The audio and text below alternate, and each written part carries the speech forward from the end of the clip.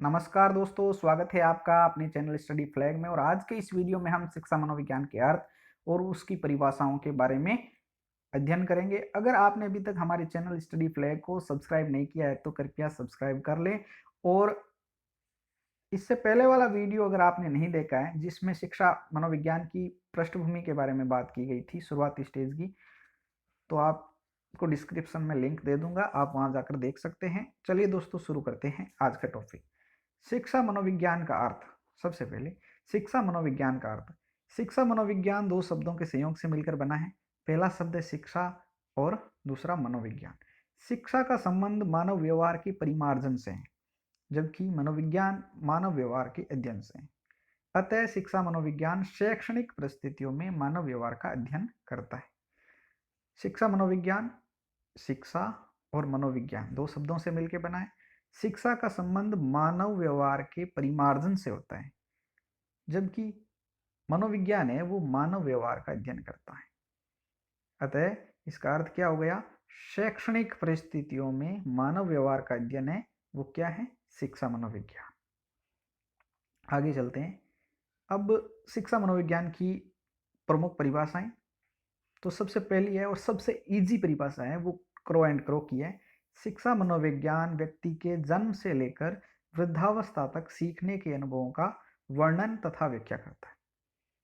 Crow and crow के अनुसार शिक्षा मनोविज्ञान है व्यक्ति के जन्म से लेकर वृद्धावस्था तक सीखने के अनुभवों का वर्णन तथा व्याख्या करता है। ये क्रो एंड क्रो की परिभाषा है और सबसे इजी परिभाषा है शिक्षा मनोविज्ञान की। अब बात करते हैं स्किनर। शिक्षा मनोविज्ञान मानवीय व्यवहार का शैक्षिक परिस्थितियों में अध्ययन करता है। स्किनर के अनुसार शिक्षा मनोविज्ञान है ये मानवीय व्यवहार का यानी मानव व्यवहार का शैक्षिक परिस्थितियों में अध्ययन करता है। यह भी बहुत इजी परिभाषा है, आप याद कर सकते हैं। स्टीफन।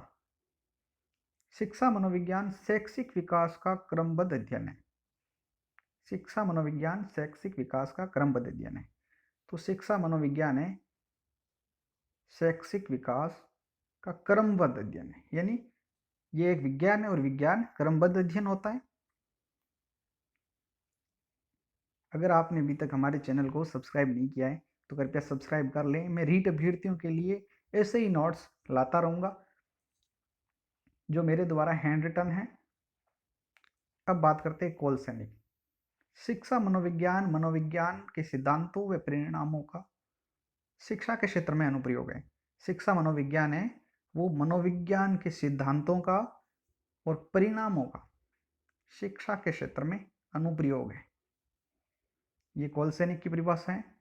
इसके अलावा जेम्स ड्रेवर की परिभाषा है शिक्षा मनोविज्ञान मनोविज्ञान की वह शाखा है जो शिक्षा में मनोवैज्ञानिक सिद्धांतों तथा खोजों के प्रयोग के साथ ही शिक्षा की समस्याओं के मनोवैज्ञानिक अध्ययन से संबंधित है। तो देखिए, शिक्षा मनोविज्ञान है मनोविज्ञान की वह शाखा है जो शिक्षा में मनोवैज्ञानिक सिद्धांतों और खोजों के प्रयोग के साथ ही शिक्षा की समस्याओं का मनोवैज्ञानिक अध्ययन से संबंधित है।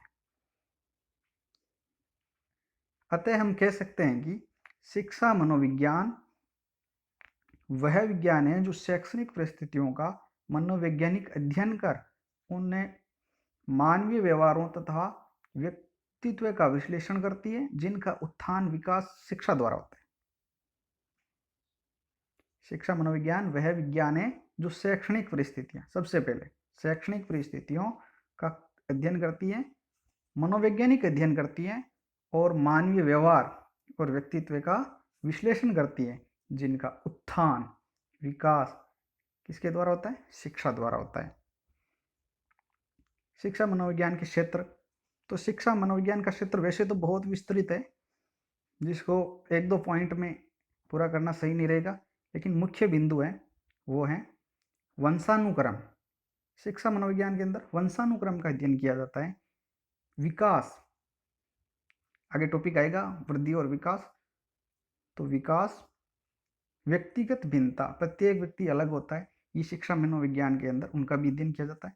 विशिष्ट बालक ऐसे बालक जो हर तरह से विशिष्ट होते हैं, उनका अध्ययन शिक्षा मनोविज्ञान के अंदर किया जाता है। व्यक्तित्व यानी पर्सनैलिटी, व्यक्तित्व का टॉपिक भी हम बाद में पढ़ेंगे। अधिगम प्रक्रिया, जो सीखने की प्रक्रिया है वो पाठ्यक्रम निर्माण, पाठ्यक्रम और पाठ्यचर्या निर्माण है, वो भी शिक्षा मनोविज्ञान का एक क्षेत्र है। मानसिक स्वास्थ्य, तो मानसिक स्वास्थ्य ये शिक्षा मनोविज्ञान का एक क्षेत्र है। शिक्षण विधियाँ, जो टीचिंग मेथड है, किस विषय में कौन सी अच्छी रहेगी, किस प्रकार की विधि है बच्चों के लिए अच्छी रहेगी, ये शिक्षण विधियाँ हैं, ये शिक्षा मनोविज्ञान का क्षेत्र है। मापन और मूल्यांकन, ये टॉपिक भी हम बाद में पढ़ेंगे। और अनुसंधान, तो शिक्षा मनोविज्ञान है, ये शिक्षा के क्षेत्र में अनुप्रयोग करने के लिए अनुसंधान है, शिक्षा मनोविज्ञान के अंतर्गत आते हैं। और निर्देशन और परामर्श, इसके अलावा निर्देशन और परामर्श जो शिक्षा मनोविज्ञान का एक क्षेत्र है। तो दोस्तों, ये था आज का वीडियो। अगर आपको अच्छा लगा है तो सब्सक्राइब कीजिए, लाइक कीजिए हमारे चैनल स्टडी फ्लैग को। Thanks for watching.